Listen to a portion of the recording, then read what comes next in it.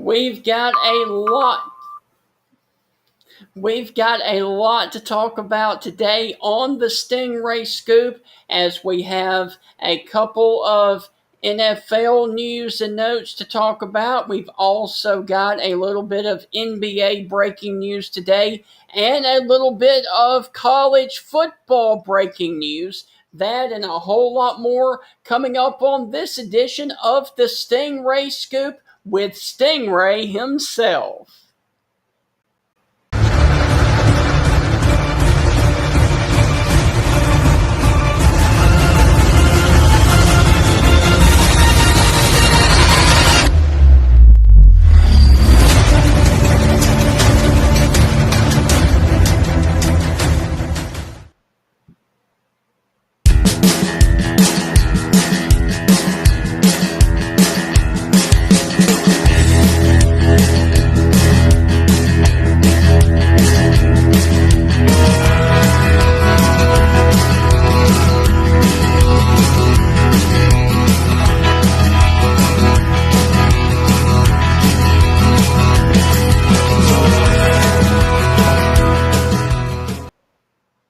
That is one awesome intro there, and I want to thank the founder, Joey, for doing that for me here with the Stingray Scoop. And there's a lot to get to today. But first, I think what we need to do is go back over the draft order for one team and one team only.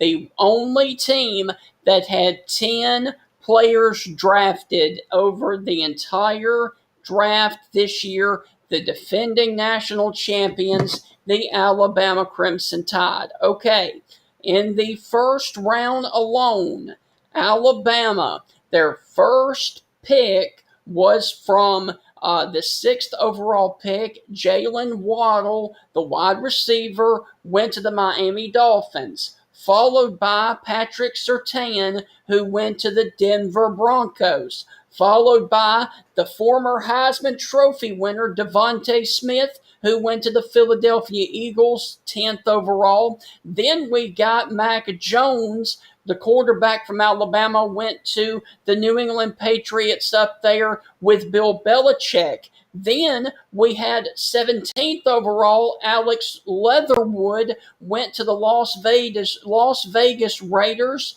Then 24th overall, we had the running back Najee Harris go to the Pittsburgh Steelers, and that was all in night number one. Now on day number two, we had Landon Dickerson go also to the Philadelphia Eagles to go up there with Devontae Smith.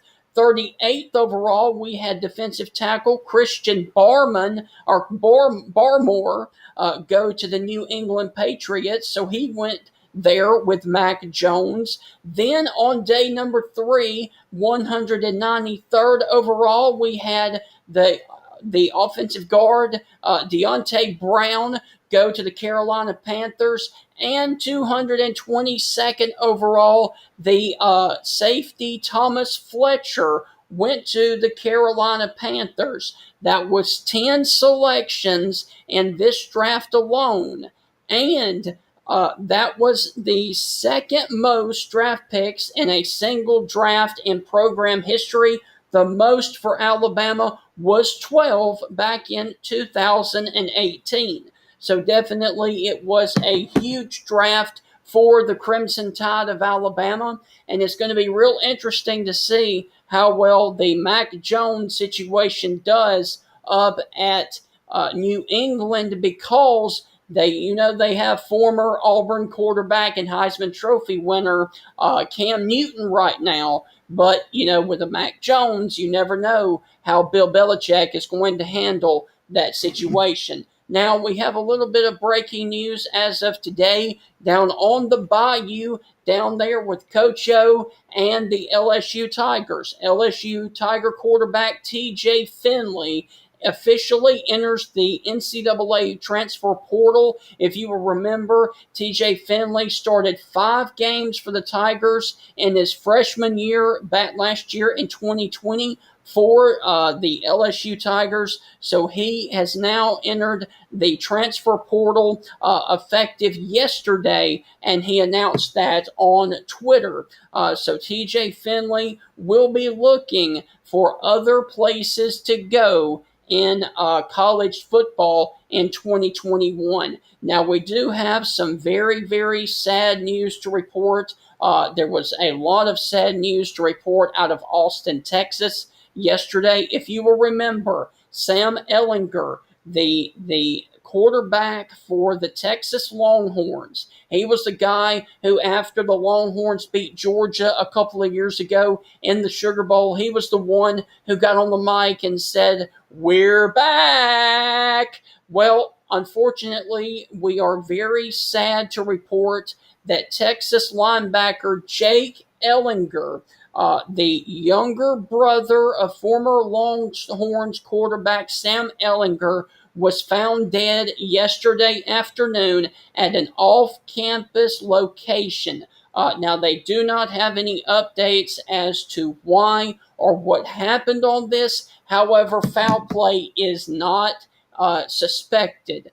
So that is extremely sad news out of Austin, and our thoughts and prayers here at the CTS are with the Ehlinger family, and especially Sam Ehlinger, for losing his little brother so close to him being drafted the other night. It was a heartbreaking situation for the Ehlinger family out there. And one more final note.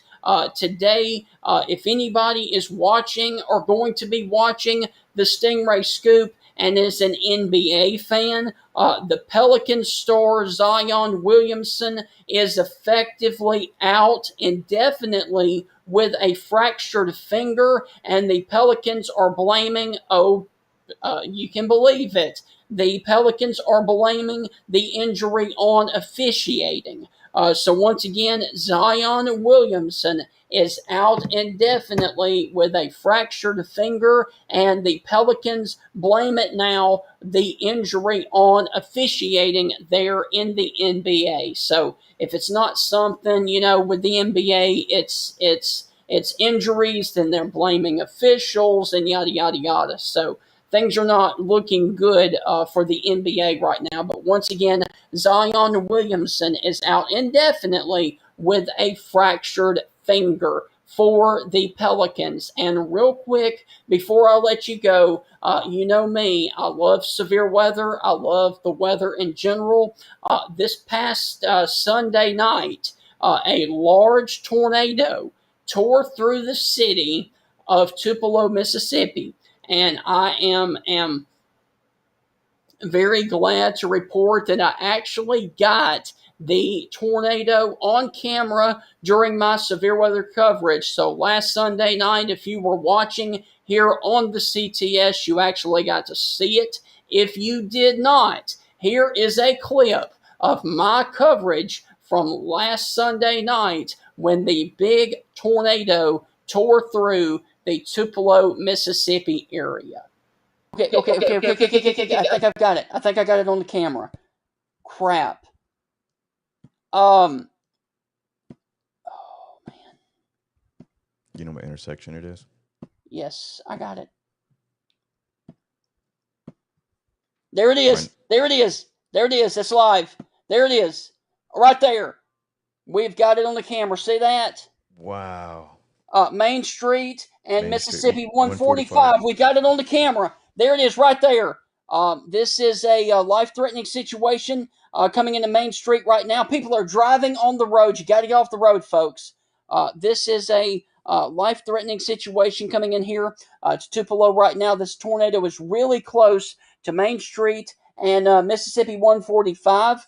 We very well could be on this traffic camera right here, possibly really close to the tornado right now.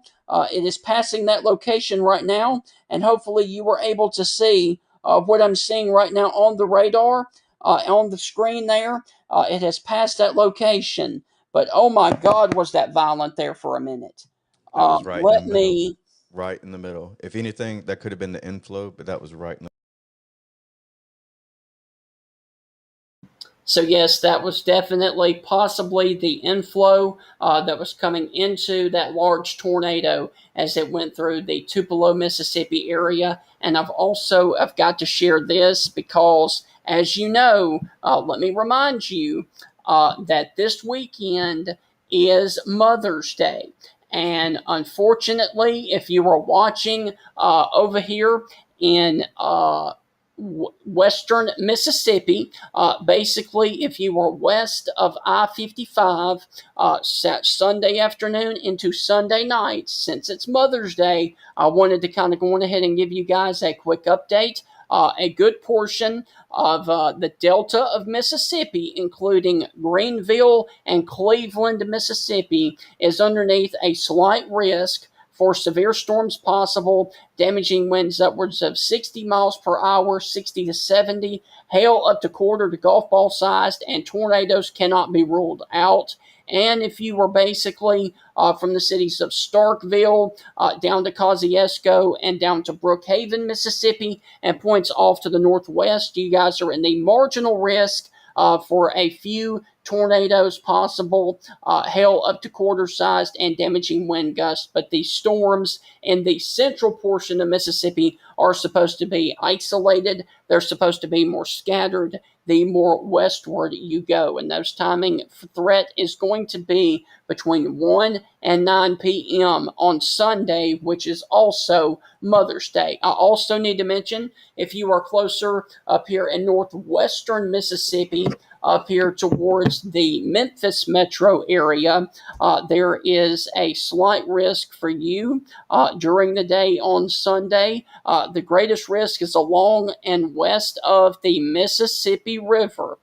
Sunday during the peak heating of the day, and stay weather aware and have multiple ways of receiving warnings. And there you can see down there is your threat levels for the potential for severe weather. And one more thing before I go, between now and a week from today, regardless of whether you see severe weather, a good portion of central and southern Alabama could see anywhere from 2 to 4 inches of rain. That is down there in this orange shaded area south of Tuscaloosa, south of Birmingham. If you are back into central Mississippi or western Mississippi, you could see anywhere from 4 to 6 inches of rain. So this is going to be a very wet week next week, coming from about Sunday and Sunday night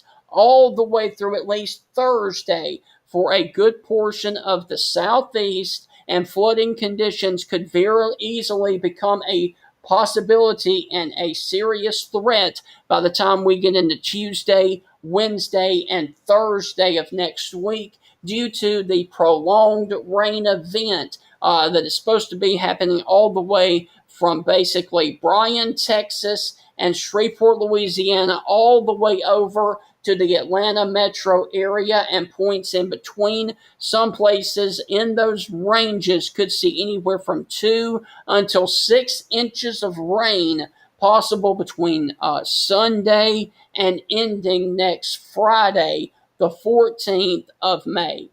So that's going to do it for this edition of the forecast. That is going to do it for this edition of the Stingray Scoop, and that was all that I had to show about the forecast there. I hope that you guys have a great rest of your weekend and Friday night. And also, I need to mention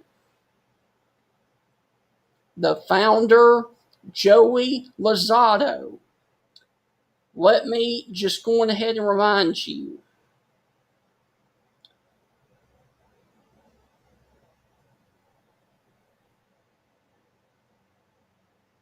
Tonight at 8 p.m. Eastern, Greg Kading, the interview with him basically about the movie City of Lies, will be dropping tonight on the Facebook page and on YouTube. Greg Kading, a special interview about the movie City of Lies. This is basically on the Biggie Smalls murder. That will be dropping tonight at 8 o'clock Eastern, 7 Central, here on the CTS Interview Room. Also, there is going to be a part 2 of the Jeff Bearden interview, with him talking about playing basketball against The Undertaker, the dead man, in college. And so that is what you're going to need to watch out for on the CTS Interview Room. 2 amazing interviews upcoming. And then, of course, next Tuesday, right here on the CTS, the guys from the Bama Standard will be back with more updates and a great show. And then, of course, I will be back here next Friday with another Stingray Scoop. Hope you guys have a great rest of your weekend. And as always, from all of us here at the CTS, God bless.